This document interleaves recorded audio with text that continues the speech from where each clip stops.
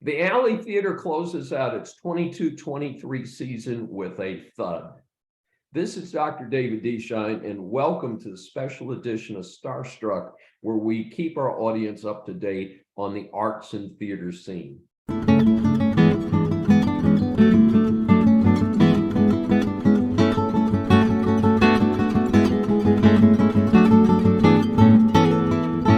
The Alley Theater, the leading repertory theater in Houston, although they're getting a pretty good run for their money from the other repertory theater stages, has had a really good season after a couple of disappointing seasons coming off the COVID shutdown. Servant of Two Masters is a takeoff on the Italian comedies of the 16th to 18th centuries, but it does not deliver. Alley artistic director Rob Melrose, who, like I said, has a pretty good season behind him, translated the production from the original 1789 Italian play and then adapted and directed it. There's a great set by Michael Lochner, and it promised, at least looking at the set, that it was going to be a good production along with a solid Alley cast. About half of the members were part of the regular repertory company at the Alley. Somehow this production never delivered. It was long, dragged a lot in the first act. In fact, I was hoping it was going to be a one-act play and we were all going to get to go home at a reasonable time. And it was confusing from the early going. Most of the cast, per the historic basis for the play, were dressed in period Italian costumes and wearing masks.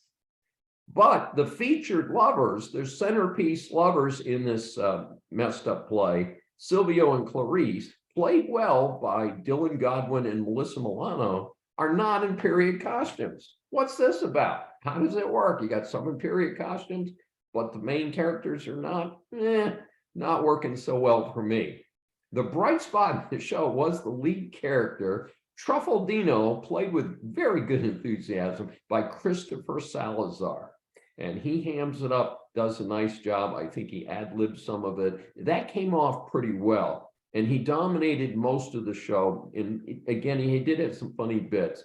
A tip of the hat also goes to Melissa Pritchard as Semeralda, who hams it up with Salazar for a couple solid bits of comedy here and there, mostly in the second act, which was about the only saving grace for most of the play. Distractions included totally anachronistic bits which involved interaction with the audience and ad-libs in modern terms.